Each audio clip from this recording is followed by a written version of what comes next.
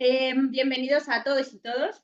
Como he dicho, gracias por estar aquí con nosotros, con nosotras, a los que nos vais a ver en diferido, que pronto tendremos estas grabaciones subidas en el canal de YouTube de la Fundación.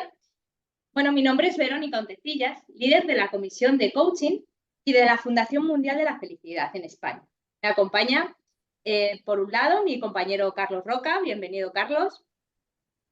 Cristina Garrido, Roberto Cortés, Elisa Galazzo, María Jesús Sainz y Facundo.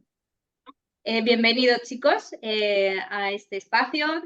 Vamos a crear un espacio en el que vamos a ir comentando, hablando todo lo que nos vaya surgiendo. Contaros que nuestra fundación es una organización internacional sin ánimo de lucro que tenía sede principal en Miami, pero como no se quería quedar en Miami, la hemos traído a España promoviendo un legado, que las personas seamos libres, conscientes y felices.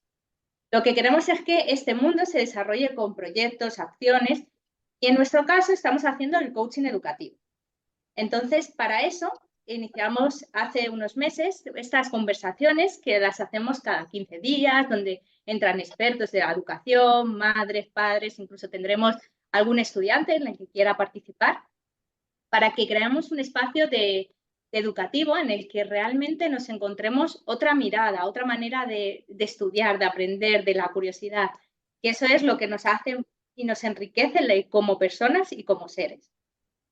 Pero hoy, el tema de hoy es maravilloso. Se llama Despertando la conciencia educativa, perspectiva desde el coaching y la terapia cognitiva basada en mindfulness.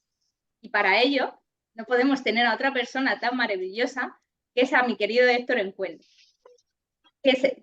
¿Cómo se define? Pues que mejora el mundo contigo, que te acompaña a las personas, las organizaciones, es innovador, es sostenible, humano, todo lo que podáis decir, aquí está Héctor.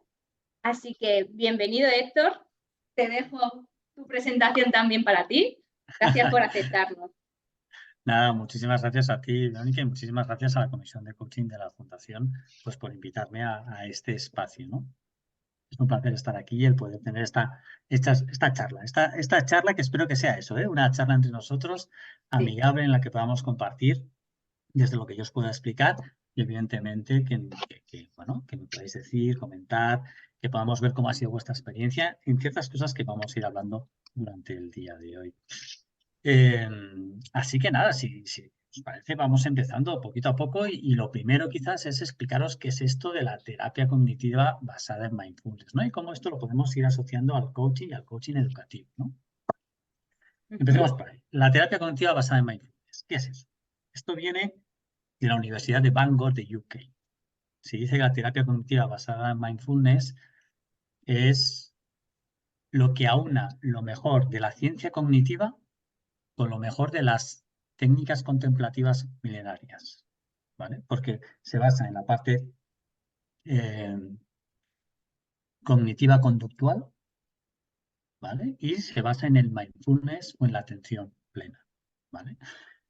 La verdad surge en los años 70, 70 y pico, ya cerca de los 80, y es como una evolución de algo que quizás conocéis, que es el MBSR, que es la reducción del estrés basada en mindfulness, ¿no? Pues muy bien, hay una serie de científicos, de psicólogos y psiquiatras que, basándose en el MBSR que hizo Kabat-Zinn, le dan una evolución y buscan un mecanismo para poder trabajar con la depresión, para poder evitar las recaídas de depresión sin tener que tomar fármacos.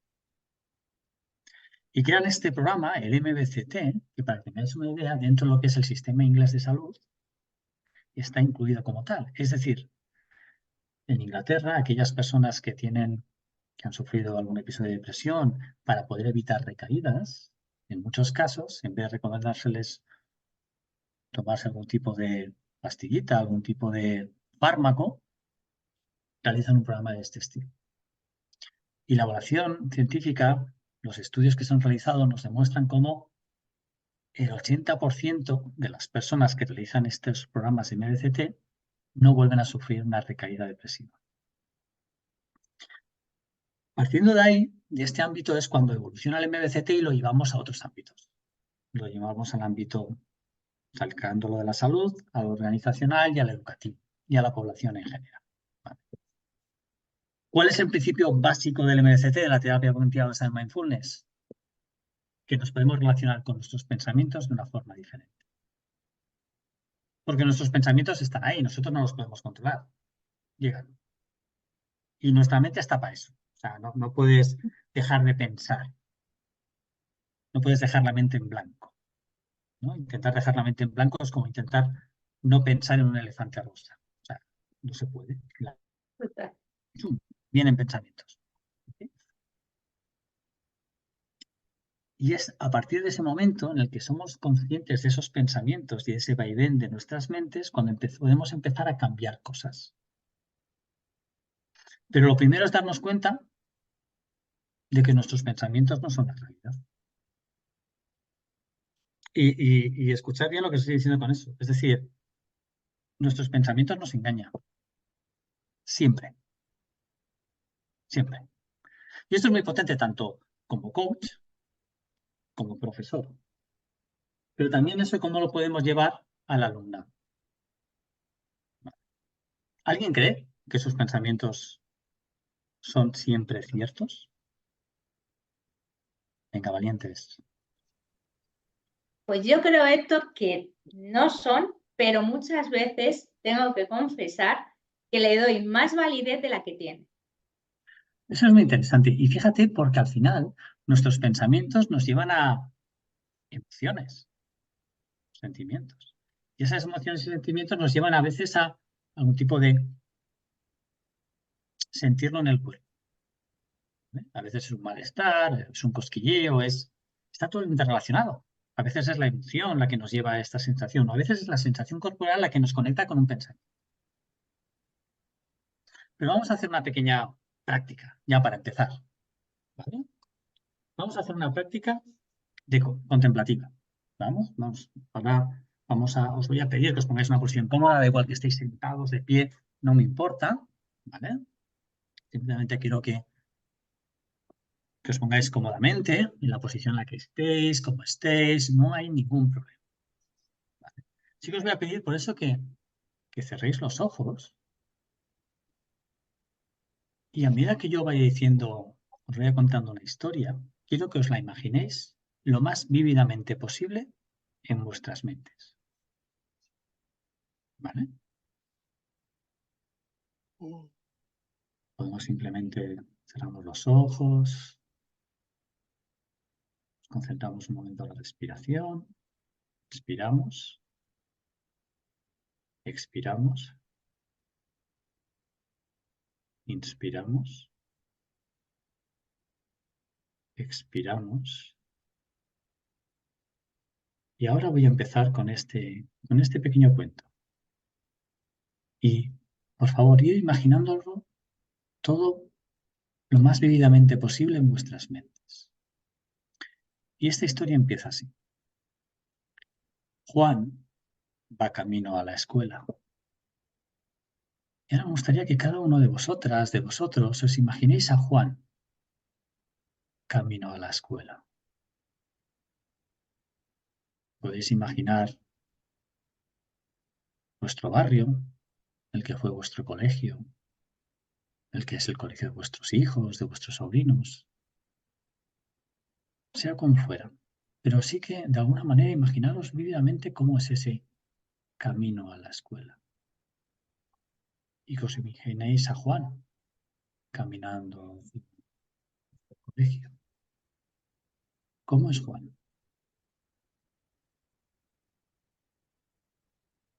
Visualizar a Juan caminando, viendo cómo es el día, si es un día lluvioso, un día soleado, si va por una ciudad, si está en un pueblo.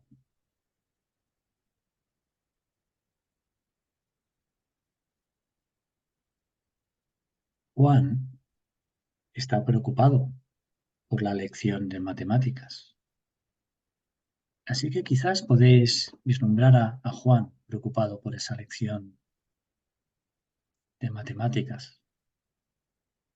Quizás podéis ver su rostro de preocupación Quizás hasta podáis sentir cómo es la preocupación. ¿Dónde sentís la preocupación de Juan?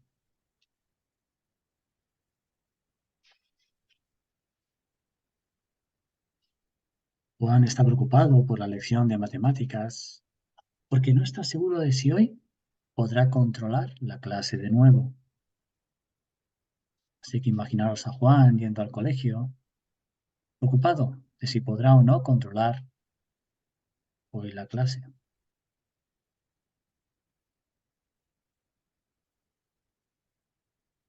Vais viendo a Juan cómo va camino al colegio, con esa cara de preocupación, con esos sentimientos de preocupación. Pues no sabe si va a poder controlar la clase de matemáticas, porque esta, a fin de cuentas, no es una de las obligaciones de un conserje. Y ahora quiero que, poco a poco, imaginándose a Juan yendo al colegio, preocupado por la clase de matemáticas, siendo un conserje, ahora sí podéis ir abriendo los ojos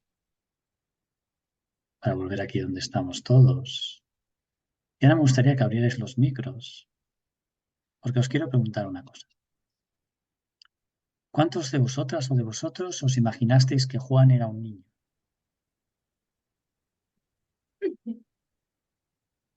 Muy bien. Al principio todos pensasteis que Juan era un niño. ¿Y cuántos de vosotros cambiasteis de opinión? Y cuando dije que no sabía si iba a poder controlar la clase de matemáticas, cambiasteis y de repente Juan era un profesor. Alguno pensó que Juan era un profesor, luego Elisa cambió y de repente Serena Sí, también, veo que levanta la mano. Carlos me parece que también ha dicho ahora sí. sí. De repente pensasteis que era un profesor. Muy bien. ¿Alguno de vosotras o de vosotros se imaginó que era el conserje cuando empezamos a contar esta historia? No. No. Nadie, nadie. Imaginaos cómo de repente, a medida que vais teniendo información, vuestra mente va dibujándolo. Primero pensasteis que era un niño, que iba camino al colegio. Seguramente quizás cuando os dije que estaba preocupado por la lección de matemáticas, notasteis su rostro de preocupación, quizás porque no sabía hacer los deberes, porque en el clase se metían con él, por lo que fuera. Cada uno seguramente se imaginó algo. Quizás hasta alguna de vosotras o de vosotros pudieseis hasta sentir, ¿no? Esa emoción de preocupación que podía tener Juan. Quizás hasta la recordasteis de vuestra infancia. Sin embargo, Juan, que parecía que era un niño y que luego pareció que era un profesor, porque alguno de vosotros cambiasteis, ¿no? A ser profesor. Cuando cambiasteis a pensar que Juan era un profesor, ¿cambió vuestro sentimiento de preocupación? ¿Ya no era el mismo? Porque claro, una cosa es un niño preocupado por la clase de matemáticas y otra cosa es el profesor que está preocupado. Ya el sentimiento ya no es lo mismo. Sí, Sin pero no. embargo, sí, pero no, me dices, Carlos, ¿sabes por qué? Sí, Sí, pero no. Cuéntame. porque noté que la preocupación me seguía.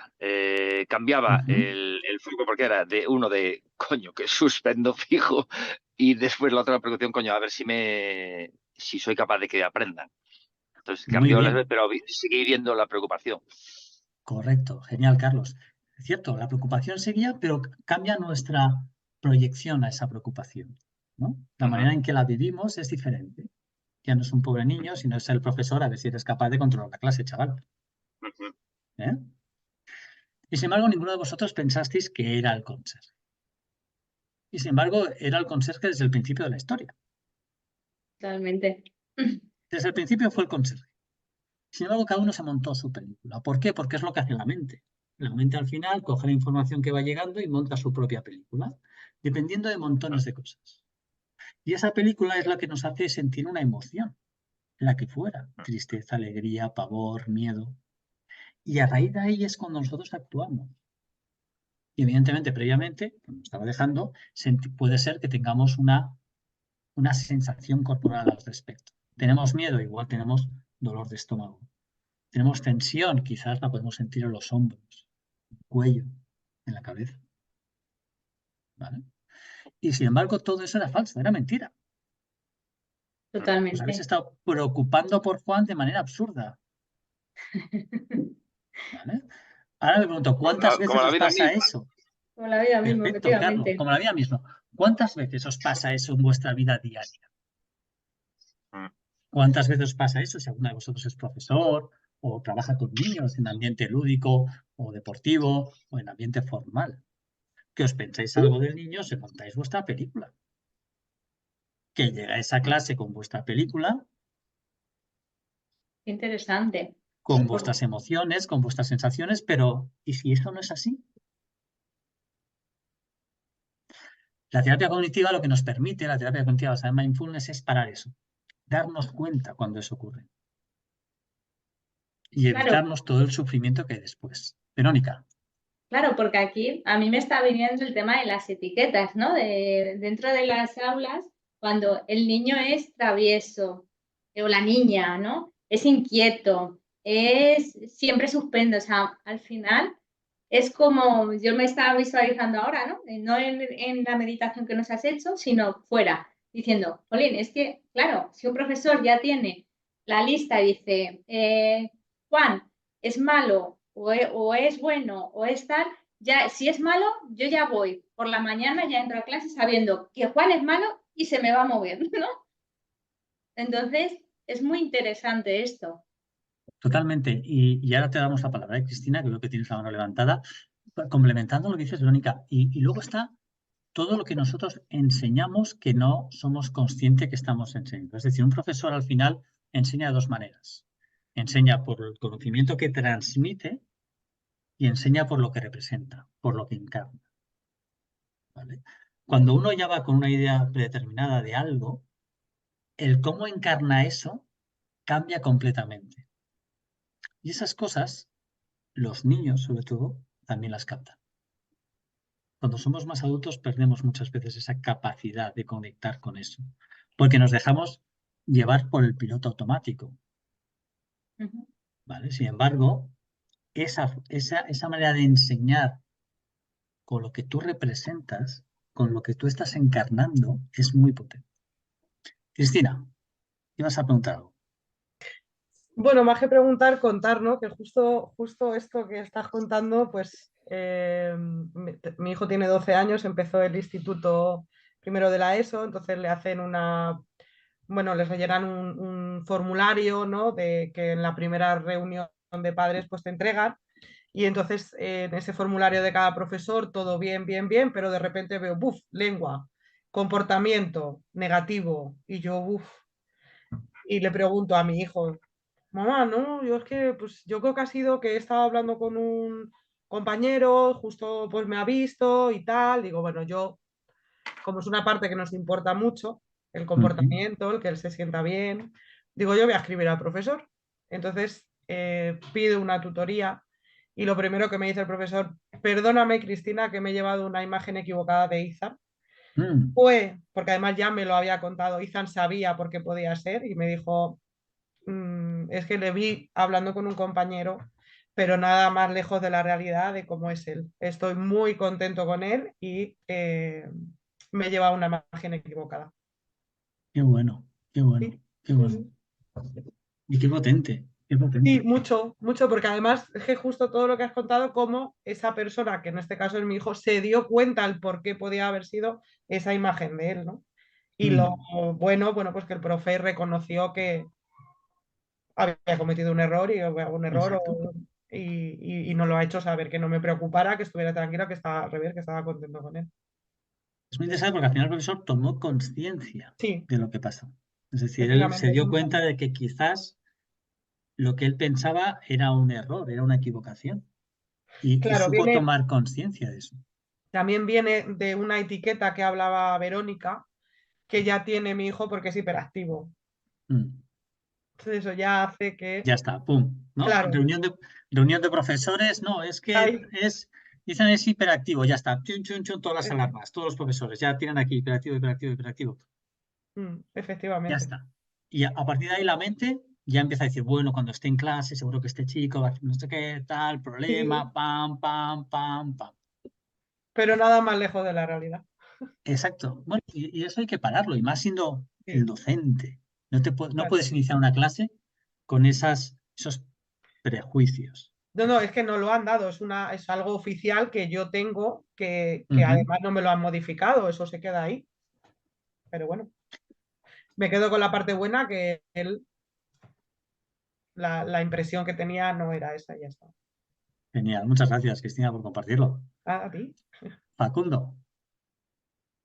A mí me parece súper interesante lo que contás, Héctor. Primero por dos puntos. Primero por el lado de esto, ¿no? De las inferencias o las interpretaciones que nosotros podemos sacar de un par de experiencias, ¿no? Vos nos dabas muy poca información y nosotros ya íbamos resolviendo sobre qué pasaba. Tiene mucho que ver también a mí me lleva mucho también a lo que tiene que ver con el ego, ¿no? Esta necesidad de querer entender absolutamente todo y no en esta magia de la meditación contemplativa, que es tipo estar con lo que está y listo. Entonces, no, pero nosotros necesitamos adelantarnos.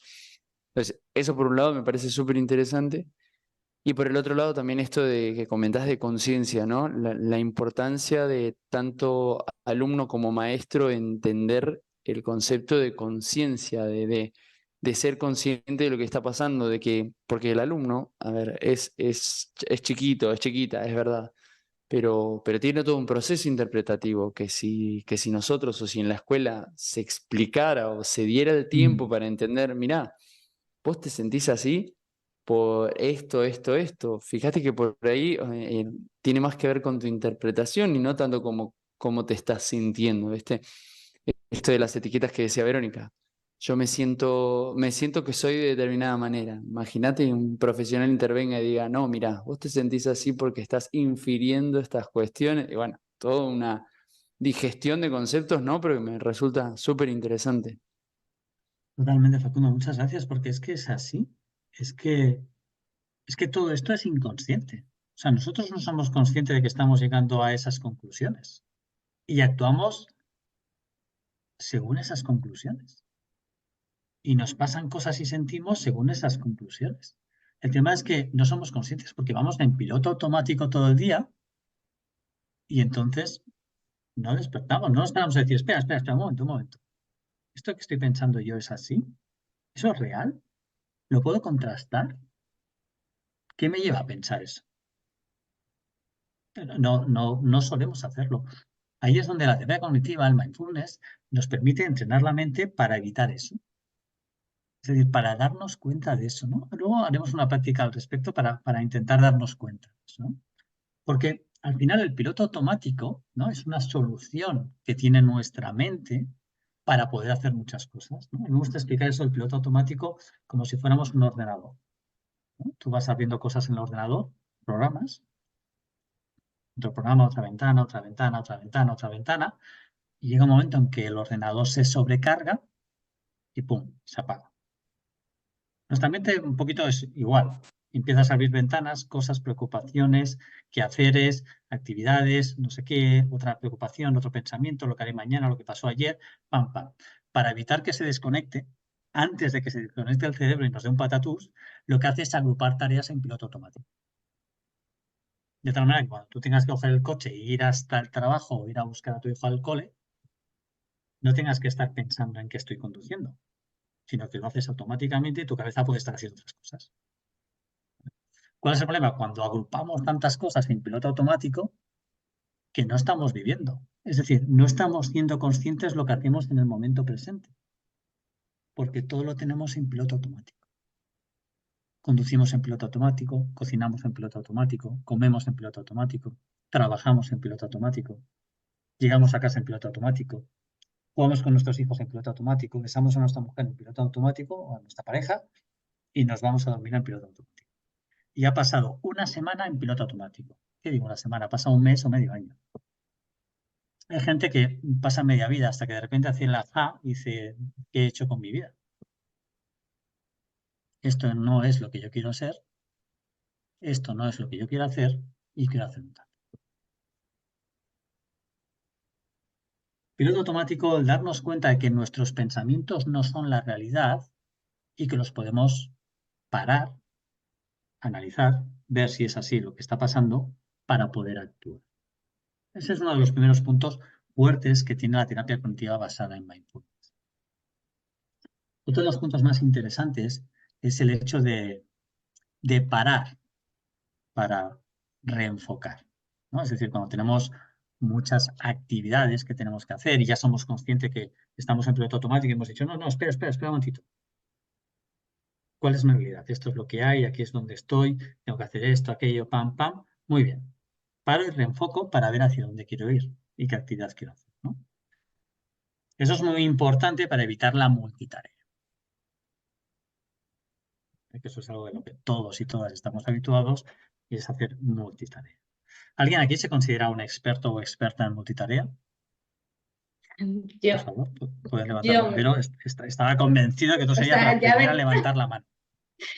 es así, es verdad que al final parece que estoy haciendo más cosas y al final la energía, que es 100, se divide en no sé cuántas tareas. Entonces, al final no es resolutivo, ¿no? Porque ni estoy disfrutando, porque ha sido esa toma de conciencia que nos has hecho, ni estoy haciéndolo a presente, ¿no? Porque al final es pum, sacar, y al final pasa el día en muchas cosas en piloto automático, ¿vale? Otras las estás disfrutando y es diferente. Pero me ha gustado mucho lo de la toma de conciencia que has hablado, Héctor, y el parar, el reenfocar, ¿no? Como dos habilidades del coaching. Totalmente. Y es muy interesante esto de que conectas con las actividades del coaching, ¿no? Porque al final, ¿cómo practicas el estar presente? ¿Cómo entrenas el escuchar? Claro. Es decir, tú como coach, ¿cómo entrenas tu presencia? ¿Cómo entrenas la conciencia? Uh-huh. Pregunto, no sé, y es una pregunta abierta, para que me digáis respuestas. No entiendo. Perdón, Vero. No, es un poco eso. Cuando estás, es verdad que cuando yo en mi caso, ¿no? Entro en una sesión de coaching, o sea, apagas móvil, tal, es como la imagen, ¿no? La escucha está activa en esa persona, está enfocada, reenfocada, está, antes de empezar, yo por lo menos hago un pequeño ritual o algo donde estoy conectando conmigo, conectando con lo que si es un cliente nuevo, si ya ha tenido sesiones, ver qué hemos hecho, qué hemos trabajado, qué preguntas, ¿no? O sea, el sentirme ese aquí ahora. Entonces, la respiración es uno de mis tips, ¿no? El estar. Qué bueno. Facundo, ibas a comentar algo también. Sí, hay una frase que había leído hace un tiempo que es, a ver, cuando estés escuchando, escuchá. Cuando estés mirando, ve, observa. O sea, que no hagas nada más que eso. Porque hay muchas veces que nosotros, por ejemplo, escuchamos, pero escuchamos con la idea de responder. No estás escuchando por escuchar. Correcto. No estás como saboreando, con una palabra ahí del mindfulness y de la psicología positiva, pero no estás como saboreando el momento. Estás en otra cosa, estás en otro momento. Entonces dejas de estar. Qué bueno. Cierto, así es. Elisa, por favor. ¿Se me escucha ahora? Sí. Sí, ¿Y ahora perfecto. sí? Vale, bien. Bien. Bien, lo he conseguido. Pues nada, como a la pregunta que has hecho, pues yo creo que al final es un hábito, es entrenar el cerebro, ¿no? La atención. Y aunque estés enfocado 100%, bueno, o el 90%, ¿no? Porque depende del día, ¿no? Hay que ser compasivo también. También ser muy consciente y darte cuenta de tus propias hipótesis, anticipaciones, juicios, ¿no? Que como tú has dicho, la mente en blanco no se puede quedar, ¿no? Y también surgen durante una sesión. Entonces, yo diría, a ver, no soy una experta, obviamente, eso es un proceso y cada día es diferente, ¿no? Siempre estamos como volviendo, ¿no? A la atención plena, pero yo diría entrenar atención en general. Por ejemplo, das un paseo meditativo, ¿no? Pues bueno, voy a ponerme foco fuera, voy a dejar el podcast por un rato y voy a poner atención, pues eso, en los sentidos, también lo que voy pensando. Yo creo que al final la atención es algo que tienes que integrar, ¿no? En toda tu vida, ¿no? Y a partir de ahí el coaching también se ve beneficiado, ¿no? Y al revés, Genial. o sea, si practicas durante la sesión, pues cuando estás en el trabajo o estás en otra, escuchando a tu pareja, pues también puedes potenciar esa atención plena, ¿no? Está todo integrado, es como yo lo veo. Totalmente. Muchas gracias, Elisa. Sí, me encanta y no sé cuántos de vosotros practicáis mindfulness o algún tipo de atención plena o de práctica contemplativa, ¿no? Eso sería muy interesante porque de hecho, o al menos es una de las maneras más potentes de poder practicar todo esto que estamos hablando, de tener presencia, de la escucha activa, de ser consciente del momento presente, ¿no? Porque al final, y es algo que a mí me gusta mucho explicarlo así, nuestro cerebro, nuestra mente es como un músculo más, ¿no? Es decir, si tú quieres ganar fuerza en los brazos, pues te vas al gimnasio y empiezas a hacer series, ¿no? Muy bien. Y haces siempre las mismas series. Es que haces 3 series o 4 para ese músculo. Es que tienes que hacer eso. No hay muchas más opciones. Y de esa manera consigues entrenar ese músculo, ese brazo. Pues con la mente es lo mismo. Para entrenar la mente has de realizar una serie de ejercicios, que muchas veces es el mismo. Y el más sencillo, el básico, es centrarte en la respiración. Y es lo más básico y más sencillo porque la respiración siempre la llevas contigo. No tienes que hacer nada. Está puesta. Pero ¿cuántas veces nos hemos pasado o pensado, vamos a ser conscientes de la respiración? ¿Qué es eso de ser consciente de la respiración? Es que si no eres capaz de ser consciente de tu propia respiración, ¿cómo vas a ser capaz de ser consciente de lo que te está diciendo un niño? O de lo que te está diciendo otro profe, o de lo que te está diciendo tu pareja, o de lo que te está diciendo tu hijo. Es que es muy difícil. Sonia, por favor. Hola. Bueno, yo es que he entrado un poquito tarde, saludo. No te Lo preocupes, primero Sonia. me lo he perdido, lo siento. Nada, cuando hacías la pregunta de cómo ejercitamos esa atención a la hora de entrar en una sesión y preguntabas también si alguien lo practicaba a través de la meditación o... Bueno, yo sí que lo he practicado y lo sigo practicando. Yo creo que ya lo he incorporado a mi vida diaria, el tomar conciencia. No es que lo haga siempre perfecto, porque no puedo, ni creo que se consiga hasta ha pasado mucho tiempo. Pero sí que es verdad que a través de la respiración, a mí me ayudó mucho, por ejemplo, para todo este proceso, es el entender qué ocurría en mi cerebro. Y entonces uní mindfulness con neurociencia. Y claro, el entenderlo, a mí siempre busco esa parte no racional de entender las cosas, pero me sirvió. Y entender cómo la respiración directamente afecta a determinadas estructuras del cerebro y ahí, ¿no? Quita las ondas que no son buenas, se queda en alfa, tomas conciencia de ti mismo y todo eso explicado con cosas que pasan ahí, ¿no? Eléctricas, pim, pim, pim, pim. A mí eso me ayudó mucho. Y la verdad es que la respiración nasal para mí es básica en muchos momentos, en muchos, pero te hablo para cualquier cosa. Cuando me veo con mis pensamientos yéndose a sitios donde no deben, cuando en una sesión de coaching empiezo a hacer juicios, y empiezo a, ¿no? Lo que decía antes, no recuerdo el nombre, Elisa me parece, ¿no? Empiezas a enjuiciar y para mí eso es muy difícil. O sea, fue muy difícil, ahora me resulta menos, pero fue muy difícil acallarme esa mente. Y lo practico cuando hablo también con las personas, porque lo decía también Facundo, ¿no? Estás preparado para responder en vez de escuchar. Y es cierto, aquí mismo me ha pasado. Estaba oyéndose hablar y yo, voy a decir. Y me cuesta escuchar y no estar anticipándome, ¿no? Es verdad que es un ejercicio un poco antinatura, porque en el fondo, cuando eres pequeño, te van preparando para eso, ¿no? Es decir, tú estás de pequeño y te quedas y cada cierto tiempo es como, contesta, pero di algo, pero ¿qué opinas? ¿No? En el colegio, contesta, prepárate, o sea, va antinatura. Entonces luego te tienes como que reeducar. Y es un proceso curioso, Qué ¿no? bueno lo que acabas de decir, ¿no? Porque muchas veces cuando un niño se queda así, ¿no? Como contemplativo, es en plan, bueno, niño, empanado, ¿qué haces, no? El empanado, yo cuando era pequeño eso me lo decían un montón, empanado, parece que estás empanado, ¿sabes? Que estabas ahí como... Es que la educación que estamos recibiendo, la educación que se ha dado, la educación ahora está empezando a cambiar, no va enfocada a ser consciente de uno mismo. Va enfocado al hacer, al hacer, al hacer, al hacer, que es el responder, es el no sé qué, es el no sé cuántos, pero no es el al ser.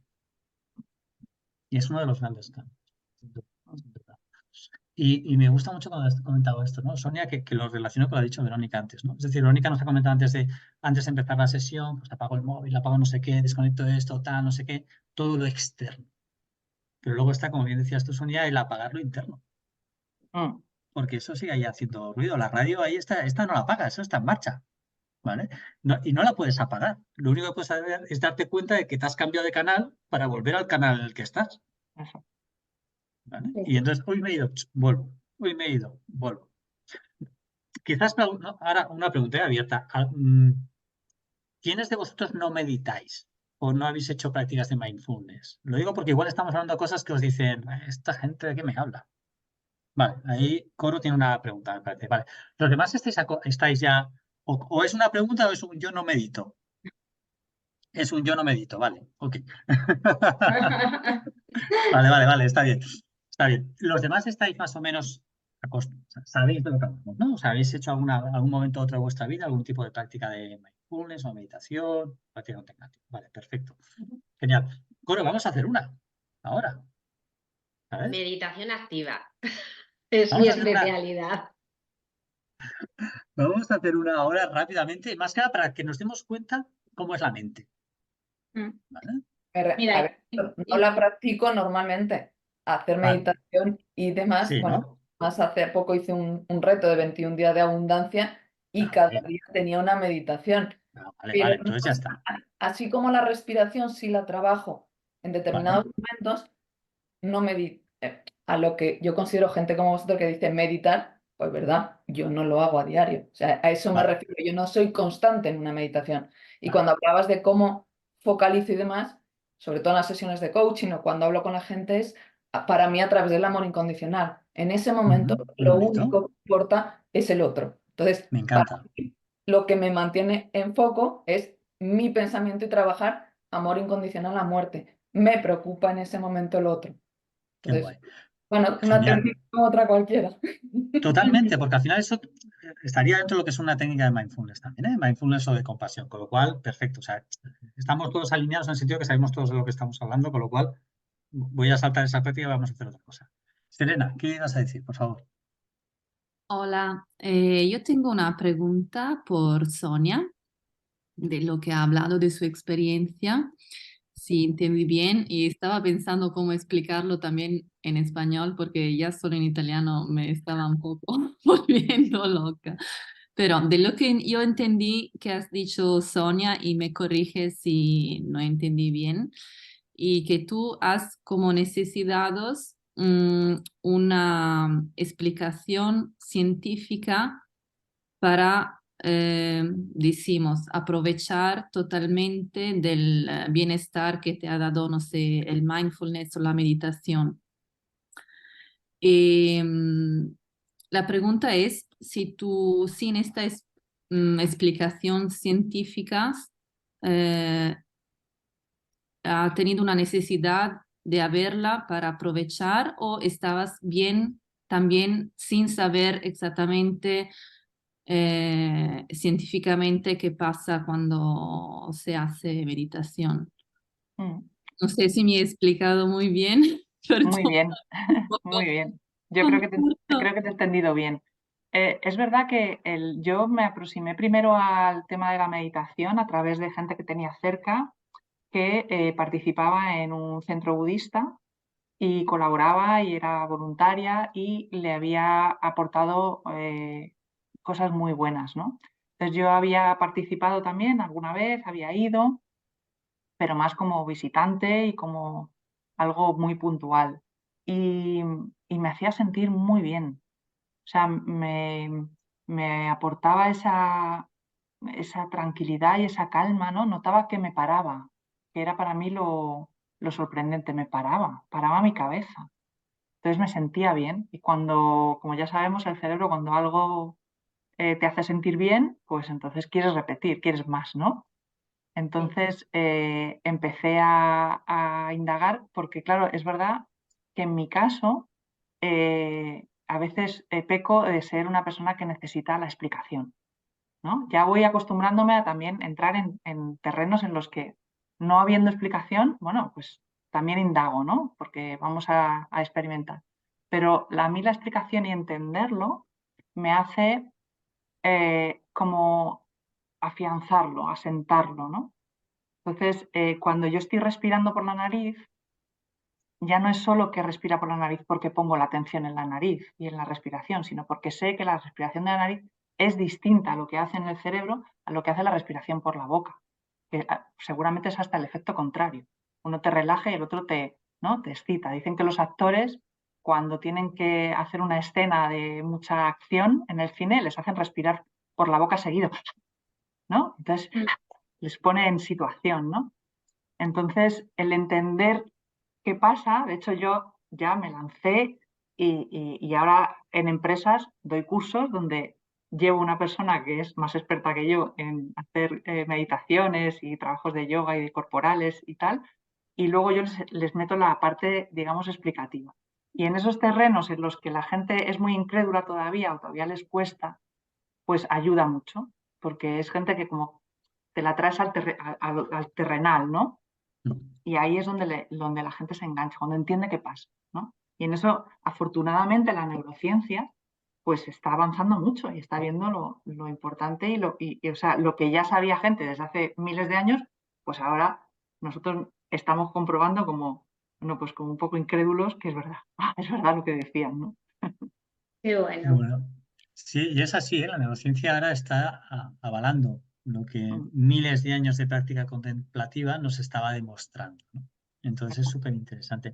Permitidme que haga un inciso, pero es que me ha parecido una pregunta y una respuesta muy interesante, ¿no? Lo que te ha hecho Serena a ti, Sonia, sobre esa necesidad, en tu caso, de entender el proceso, ¿no?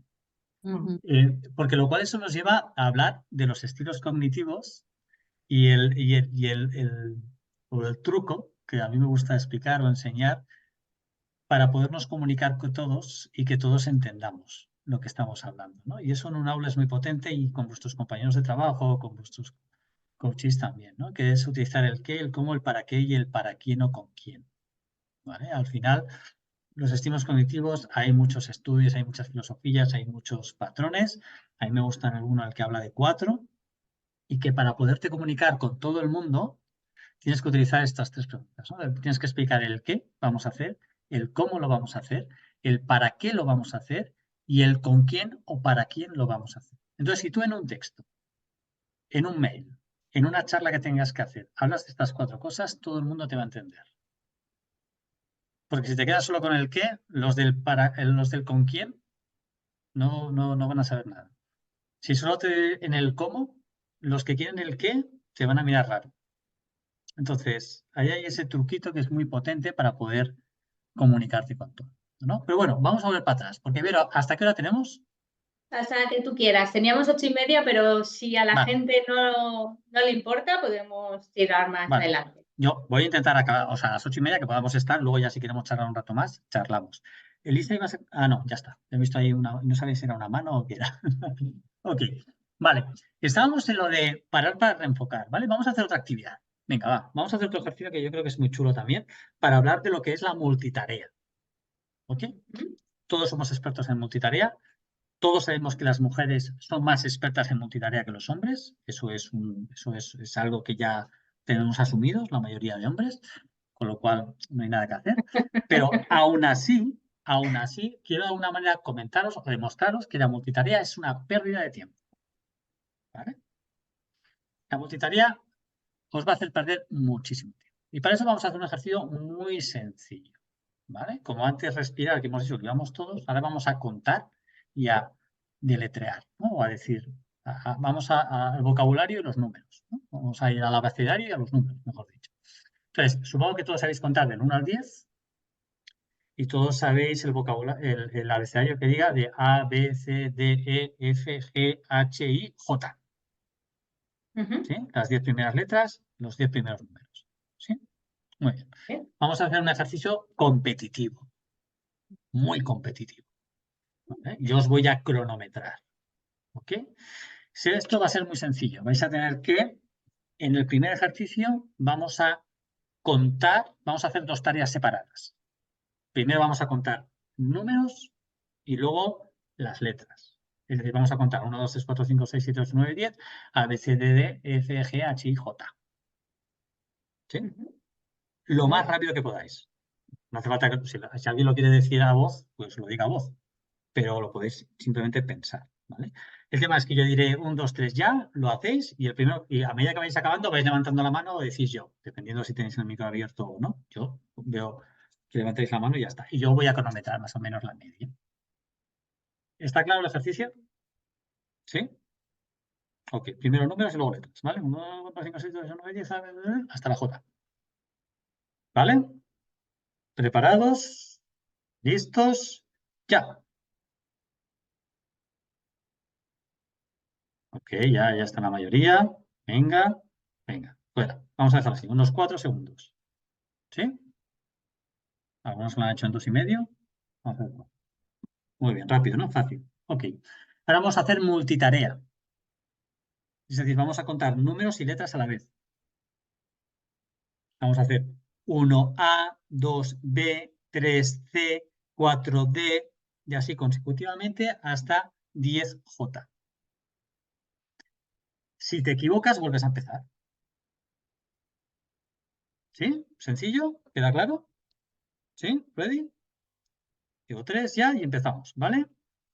1, 2, 3, ya.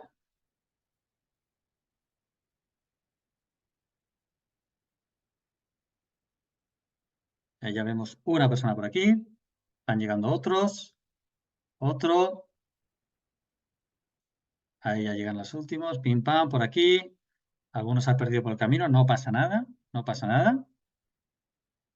Muy bien, ya estamos todos, yo creo. Perfecto.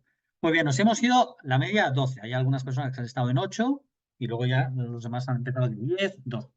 Es decir, de 4 nos hemos pasado a 12. 3 veces más de tiempo. ¿Vale? Por hacer multitarea. ¿Por qué? Porque estábamos contando números, nuestro cerebro tiene que decir, no, números no, ahora letras. Desconecto números, letra. Vale, 1A. Ostras, no, ahora no va la siguiente letra, va el número. Desconecto letras, conecto con números. 2. Pum, pum, pum, pum. Y el tiempo que tarda nuestro cerebro en saber que estoy haciendo una cosa a que la tengo que llevar al otro, eso es tiempo perdido. Es tiempo perdido. No he encontrado a nadie en este ejercicio, lo he hecho miles de veces, que me haya contado, o sea, que haya sido más rápido haciendo multitarea que contando los números y las letras. Nadie. Entonces, la multitarea, que a veces no tenemos más remedio, hemos de ser conscientes de que es una pérdida de tiempo. Y que es mejor primero contar números, contestar los mails y luego hacer las llamadas. Es mejor acabar el trabajo y luego jugar con tu hijo. Es mejor una cosa y luego otra. Una cosa y luego otra. Porque las dos cosas a la vez, o las tres o las cuatro, no sirven para. Realmente no estás haciendo bien ninguna de las dos cosas. Sonia. No te escuchamos ahora. Me he puesto los cascos. ¿Me oye ahora? Ahora. Sí. Que no, es que este ejercicio es muy interesante porque viene a confirmar lo que también en los procesos de gestión del tiempo, que a veces también los trabajo con los equipos, les digo, ¿no? Que es que una tarea, si tardas 2 horas en hacerla y la interrumpes 3 veces, vas a multiplicar por 3 lo que te cuesta volver a realizar esa tarea cuando si lo hubieras hecho del tirón te hubiera costado una, ¿no? Es decir, multiplicas tantas veces lo que te cuesta terminar una tarea, tantas veces la has interrumpido, porque te cuesta volver a concentrarte, porque tienes que volver a retomar. Entonces aquí lo he visto claro, porque realmente la primera tarea, aunque yo me he perdido todas, pero bueno, la primera era como todo del tirón, lo haces todo seguido, es decir, en este caso, según tú dices, la tarea pasa solo una vez. De una cosa a otra pasaría solo una vez. Si entendemos que pasar de números a letras es una. Bueno, y más sin que embargo, pasar, acabas y empiezas otra tarea. Acabas y empiezas, exactamente, a eso me refería. Exacto.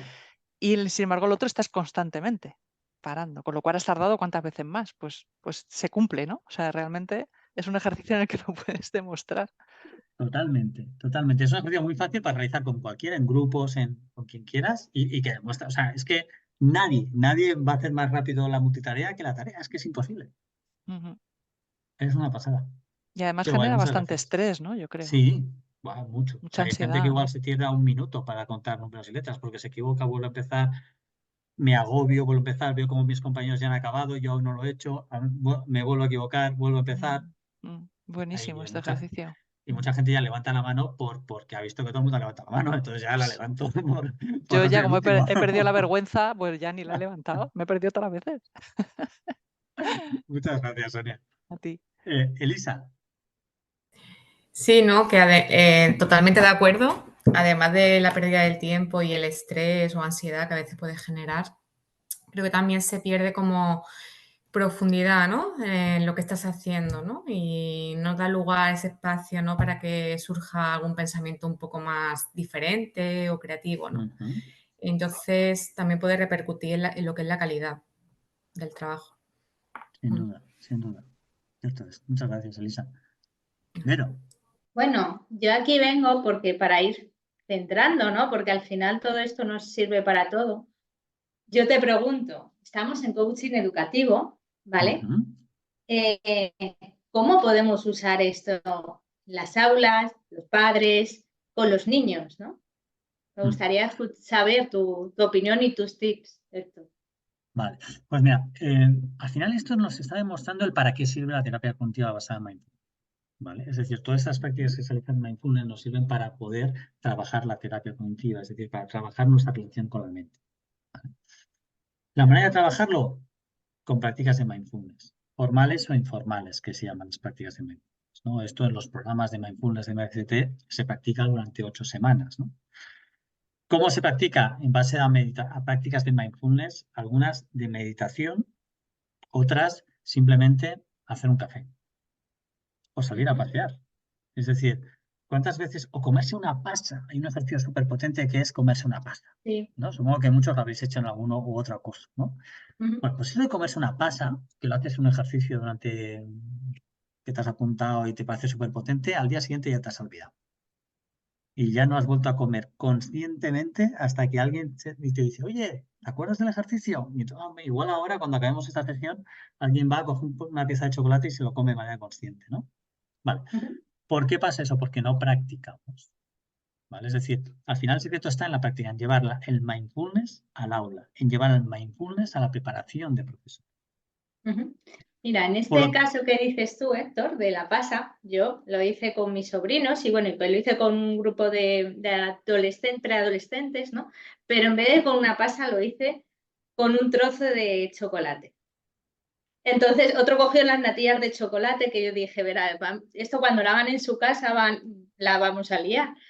Pero cuando cogen el chocolate, es curioso que es como, vamos a hacerlo, o sea, cómo conectar el chocolate con hacer esa práctica como juego en la parte educativa. Y lo han llevado a sus compañeros, a no sé qué, a sus amigos, a cualquier evento, ¿no? O cualquier acción de senderismo, de deporte, ¿no? Para llevarlo. Me pareció curioso cómo conectó el chocolate con ellos. O sea, al final no, seguramente que si lo hago con una pasa, se los hubiese olvidado y no se les hubiese quedado a lo mejor por eso. Entonces me apeteció traer esto porque fue curioso, ¿no? O sea, llegó mi sobrino, que es un poquito más revolera, como digo yo, y llegó a su casa con huelo las natillas, las escucho, las no sé qué, la práctica de mindfulness. ¿Qué estás hablando, no? Claro, cuando su padre lo ve, entonces fue como, ¿qué haces, no? O sea, y el niño explicó y le dijo, es que es para saborearlo. Así fue. Súper potente. Y eso es lo que falta quizás en el sistema educativo actual, ¿no? Llevando esto al coaching.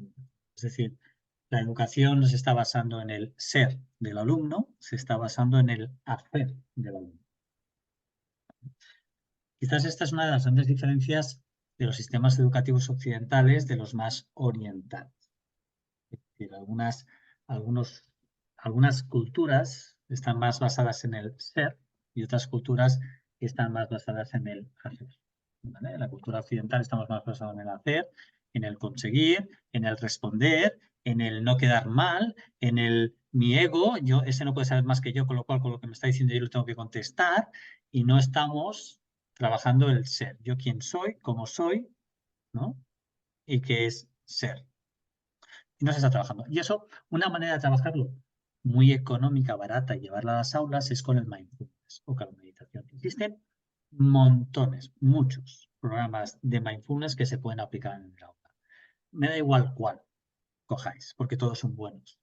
Lo importante es llevarlo al aula realmente y practicarlo, o llevarlo a las formaciones de coaching también. Es decir, al final uno como coach, cuando se enfrenta a un proceso de coaching, con PPT o con coaching de equipos, tiene que estar ready y preparado para poder afrontar esa situación y el poder practicar lo que es la presencia, lo que es la escucha. Eso se consigue gracias a prácticas de mindfulness. Formales o informales, lo que decíamos, comer una pasa, preparar el café, el ser consciente cuando estoy preparando el café, lo huelo, lo siento.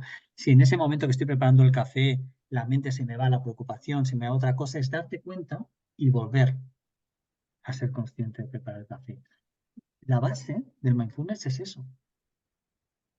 La base de todo esto es darnos cuenta cuando la mente se ha ido y traerla de vuelta. Porque si no eres consciente de cuando tu mente se ha ido, vas a acabar de preparar el café, te lo has tomado y ya has estado dándole vueltas al problema que tuviste ayer o a la reunión que tendrás mañana. Sonia. Es que te quería preguntar porque yo cuando hice el MBSR con esta parte de neurociencia, ligaron muy bien todo lo que es el escáner corporal. Es decir, esta conciencia no solo de tu pensamiento, sino de tu cuerpo, que a mí me sorprendió como las primeras veces yo, o sea, quieta completamente, no percibía de ninguna de las maneras mis dedos de los pies. O sea, era una cosa que estaba ajena a mí. Entonces, cuando tú practicas y lo haces, ahora ya sí, ahora ya me pongo y lo hago muchas veces y entonces tomo esa exploración corporal, que es un ejercicio que también con los niños se puede hacer, porque los niños, Totalmente. si toman conciencia de su cuerpo, claro, me llamó mucho la atención cuando hicieron la analogía esa de que parecíamos estos que van con la cabeza, ¿sabes? Que no se me ve aquí, que ¿sabes? Que te quitas la cabeza y vas como en las películas, que vas, Sí. el cuerpo va por un sitio y la cabeza va por el otro, ¿no? Estas que son así. Pues era como que íbamos así. O sea, no eres consciente y tu cuerpo te dice tantas cosas que sabe antes que tu cabeza, ¿no? Dicen, el cuerpo sabe lo que la mente todavía no se ha dado cuenta, ¿no? Entonces es impresionante cuando tomas conciencia de tu cuerpo, te notas de repente el ritmo, antes de saber qué te está provocando el ritmo. Y notas una tensión en el cuello, una no sé cuánto, ¿no? Y cómo toda esa parte que en los colegios, atendiendo a esto que preguntaba Verónica, ¿no? Cómo es todo ese ejercicio que se hace, todas esas clases, cómo puede tomarse conciencia de esto. Para mí esa sería una baza importantísima. Sin duda, sin duda. Es decir, y ahí abres un melón súper chulo y súper bonito que es justamente el tema del cuerpo, ¿no? Cómo nos relacionamos con nuestro propio cuerpo, ¿no? Pero bueno, el escáner corporal para mí es uno de los ejercicios más potentes que existe. Uno, te permite tener conciencia de partes de tu cuerpo que jamás te planteas que puedas sentir. Y dos, estás continuamente dándote cuenta de que tu mente se ha ido y la puedes traer de vuelta rápidamente gracias a la meditación guiada a la parte del cuerpo donde se está llevando, ¿no? Entonces, ese entrenamiento de sentir partes de tu cuerpo y la mente se va, vuelve, la mente se va, vuelve, volver con amabilidad, no volver con rechazo, no volver con ese, qué mal lo estoy haciendo, no, el tratarte con amabilidad, bueno, es poderosísimo.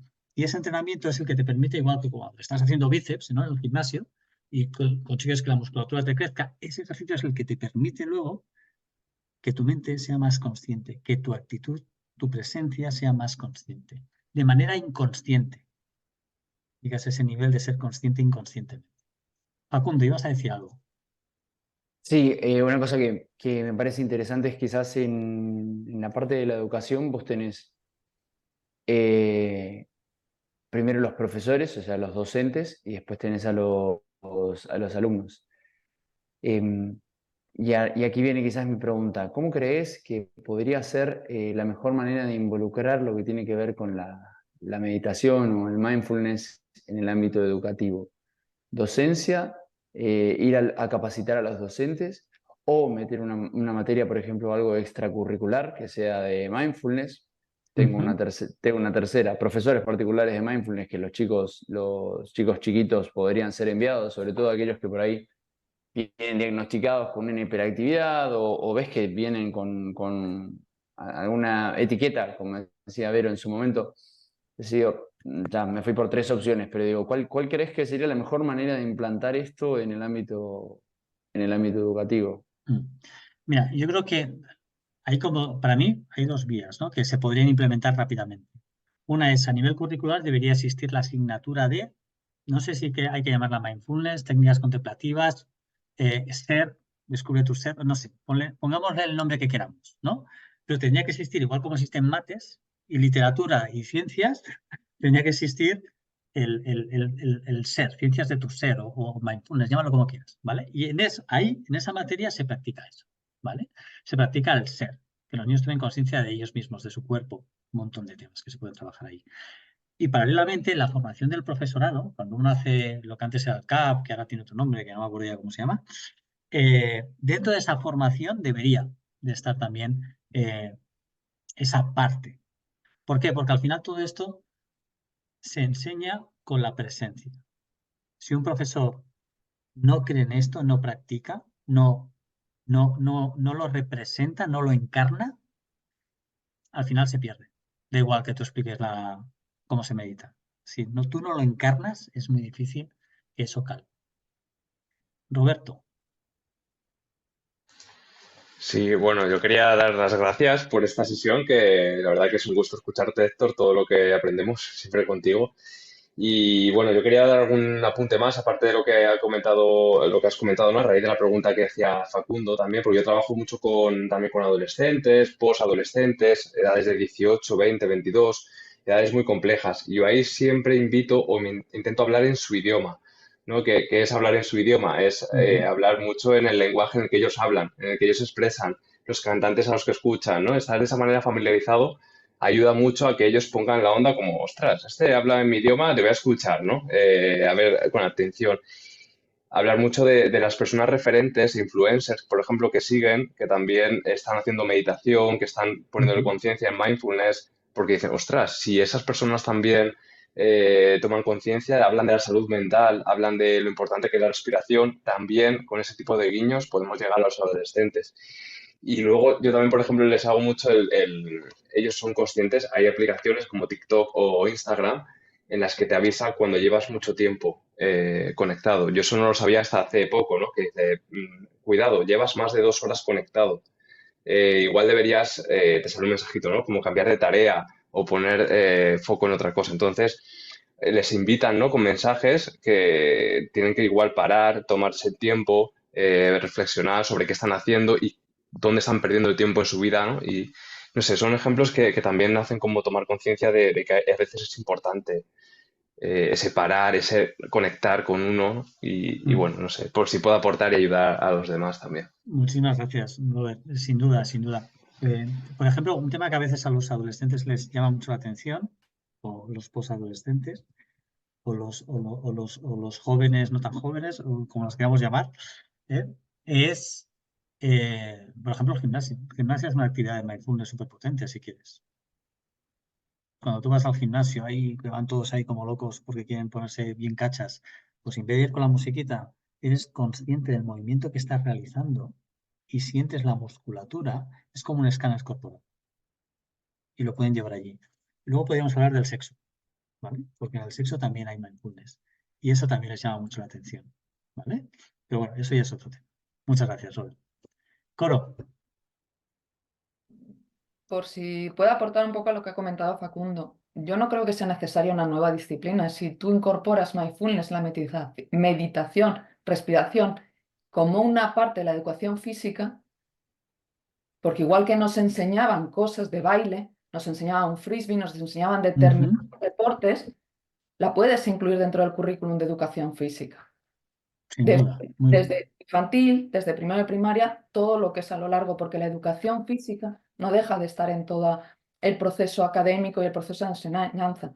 Otra cosa, lo que tú bien has dicho, Héctor, en las 3 patas, los docentes. Si el docente practica mindfulness o sabe los beneficios que tiene, en cualquier momento en el aula lo utilizas y a los niños les sirve de ejemplo. Incluso en casa, yo tengo a mi cuñada, que tengo un sobrino de 6 años, y el niño cuando cambia su estado emocional o para que lo cambie, le enseña que 3 dedos es respira la flor, apaga la vela. Entonces ella Cuando el niño está en un estado que no es el correcto o ve que se está alterando, practica con él el oler la flor y apagar la vela. Y es lo mismo, inspira y expira, pero lo haces como más gráfico. Es decir, yo creo que es algo necesario en las tres patas, ¿no? Pues como siempre decimos en docencia o en la parte educativa, son necesarias las tres, porque por mucho que tú les enseñes en educación física, si en tu casa son sedentarios y no hacen deporte, da igual. Si el docente luego no te anima, que salgas al patio y te deja quedarte con el móvil, estamos igual. Yo creo que es algo que tendría que aplicarse en esas tres patas. Y no hay nada mejor que en todos los lados explicar los beneficios que tiene el mindfulness. Y ese foco y esa atención plena y demás a todo lo largo de la vida, porque es que incluso fomenta el aprendizaje. Sin duda, qué bueno, me encanta Coro. Sin duda, me gusta mucho. ¿Te ayuda y te lo dejo, Facundo? Qué guay. Nada, ya son 39, ¿eh? Es decir, tenemos que ir acabando. Yo solo, simplemente antes de acabar, os voy a lanzar un ejercicio para que hagáis en casa, ¿vale? Venga. Que al final tiene que ver pues, con la motivación, cómo te puedes organizar el tiempo para ser más productivo o para ser más feliz o para poder aprovechar mejor los momentos, ¿no? Ahí dicen los asiáticos que tarde o temprano la disciplina ganará la motivación. Tarde o temprano la disciplina ganará la motivación. Porque si tú eres disciplinado y vas haciendo las cosas, da igual que tengas motivación o no. Tú tienes una disciplina y las cumples. Si tienes que esperar a hacer las cosas, estar motivado, pues probablemente muchos días no las hagas. ¿Vale? Entonces la disciplina ganará la motivación tarde o temprano. Voy a lanzar un ejercicio, ¿no? Todos en nuestra agenda diaria, y en cualquier momento os podéis sentar y hacer un repaso, bueno, ¿qué hago yo? ¿No? Pero desde que te levantas, me levanto, le doy un beso a mis hijos, a mi mujer, a mi pareja, me ducho, me lavo los dientes, desayuno, me tomo el café, cojo el coche. ¿Vale? Puedes ir así, ¿no? Parte por parte de lo que haces durante un día. Luego, de todas esas frasecitas que has puesto de actividades que haces durante el día, te puedes plantear y decir, vale, ¿cuáles me nutren, me cargan las pilas, me gustan? ¿Cuáles me desgastan? ¿Vale? O cuáles ni fu ni fa, ¿vale? Y te las puedes ordenar. ¿Ok? Vale, estas me nutren, estas me desgastan, estas ni fu ni fa, ¿no? Y puedes mirar a lo largo del día dónde están las que te nutren, dónde están las que te desgastan. Si resulta que por la mañana todas te desgastan y por la tarde todas te nutren. Y cómo las puedes reorganizar en tu agenda para quizás después de una actividad que te desgasta, meter una que te nutre. Si resulta que llamar a tu mujer, a tu pareja o a tu hijo te carga las pilas, pues después de una reunión mala, llámales. A ver si te sube el ánimo. ¿Vale? Pero el siguiente ejercicio, que es el que os lanzo después de hacer este repaso y ver cuáles os agradan, cuáles os desgastan y cuáles ni fu ni fa, es de las que os nutren. Si os nutren porque os dan placer o control. ¿Os nutren porque os dan sensación de placer o sensación de control? Y esto es muy sencillo. Cuando le das un beso a tu pareja, te nutre por placer. Cuando organizas tu escritorio y lo dejas bien ordenadito, te nutre porque te dan sensación de control. ¿Vale? Fijaos lo poderoso que es esto. Porque las actividades que os nutren por placer quizás no las puedes tener cuando tú quieres. Pero las que son por control, seguramente sí. Con lo cual, tú puedes colocar actividades en tu día que te dan sensación de nutrirte por control siempre que tú quieras. ¿Vale? Ahí os lo lanzo. Qué buena, vamos, qué buena práctica nos dejas, Héctor. No sé si alguien tiene alguna pregunta más. Sí, exacto. O sea, tenemos tiempo, aunque haya dicho, tenemos unos minutos. Podemos estar hasta las 9 sin ningún problema. Pues, perdonar, es que me ha dejado loca esto que has dicho ahora, Héctor, porque es que yo intercalo actividades de control y yo misma me he dicho a veces, es que lo hago porque necesito tenerlo controlado y a veces he pensado que era demasiado. O sea, no soy ninguna obsesa del control, ni muchísimo menos, ni la casa mía está siempre perfecta ni nada, pero a veces necesito, por ejemplo, en la casa recoger, necesito recoger, necesito ver las cosas recogidas y a veces pienso, jolín, lo podría dejar un poco, ¿no? Tampoco pasa nada, pero es que me ayuda. O sea, he salido de una reunión, de algo que me ha estado y necesito, pum, pum, pum, voy y noto que Lo que pasa es que luego me pongo en el control de decir, ya, se acabó, ya no controlo más. Pero no sé si hay que tener ese punto de límite, ¿no? Porque igual te desborda un poco ese tema. No, fíjate, aquí lo importante es ser consciente de eso. Tú hasta ahora esto lo hacías inconscientemente porque te daba una sensación de satisfacción. Mm, Ahora que puedes ser consciente de ello, mm, puedes ubicar esos momentos de control en aquellos espacios que tú consideres que los necesitas pues para, mira, la siguiente reunión, tengo que ir a esa reunión súper a tope o a esa sesión que tengo con este equipo. Pues mira, ahora me pongo a limpiar, a recoger, tal, no sé qué, dejo las cosas pam, y voy, llego bien. Qué ¿Vale? bueno. Ujú. Y ya no es algo inconsciente que haces cuando tu cerebro te dice tienes que desconectar y ponte a hacer algo que te satisfaga. No, tú ya lo sabes. Con lo cual lo puedes poner en práctica. Interesante. Una pregunta, Héctor. Dime, Y Colo. lo que acabáis de comentar los dos, es decir, habéis dicho el escritorio, el recoger y demás. ¿Por qué tiene que ser control? Para mí es placer visual. No, yo no considero que yo lo haga por tener nada controlado, sino porque a mí las cosas me molestan fuera de su sitio. Pregunto, si es cuestión de control para llevármelo, pero para mí, me refiero, yo no lo tomo todo eso como, oh, qué guay, lo tengo todo controlado. ¿Por qué no? Porque realmente yo en mi vida hay muy pocas cosas que tenga controladas. Pero sí que es verdad que a mí me produce descanso y me produce paz, tranquilidad y placer ver las cosas en su sitio. Por eso lo pregunto, porque lo estoy asociando a otra cosa diferente y me gustaría que tú que sabes más o vosotros que habéis estudiado neurociencia y demás, me lo expliquéis, que yo de estas cosas no... Me acabéis de hacer así un clic total. Es una cuestión de léxico, yo creo, puro y duro. Al final, lo que tú estás describiendo es control, según el programa de MST, ¿vale? Y mientras que el placer tendría que ver algo más, no con esa, no tan intelectual, ¿no? Porque al final el control es más esa capacidad cognitiva intelectual, sino más emocional, ¿no? Tú cuando le besas a tu mujer o cuando haces algo que te gusta o te comes un pastel, ese placer es más corporal o físico que no el organizar algo, que si quieres llamarlo placer, llámalo también, pero es algo más mental. Yo ¿Vale? lo... Pero en el fondo estamos hablando de lo mismo. Sonia, disculpa. Sí, y, a lo mejor porque recurriendo también al cerebro, ¿no? El cerebro lleva muy mal el desequilibrio, ¿no? Y si a ti te produce desequilibrio, ¿no? El ver las cosas fuera de su sitio, pues es como tendemos a conseguir ese equilibrio, ¿no? Es como que el cerebro necesita tener las cosas equilibradas y eso va a todos los aspectos que te puedas imaginar, pues quizá va por ahí, también puede ser, ¿no? Es verdad que lo de control muchas veces es que, por eso te lo preguntaba, porque a veces es como que, sobre todo igual las madres, o no sé si nos pasa, también pasará en hombres, no lo sé, necesitamos tener las cosas controladas como por, no sé, por como, ¿sabes? El nido, ¿no? Todo lo que me importa, ¿no?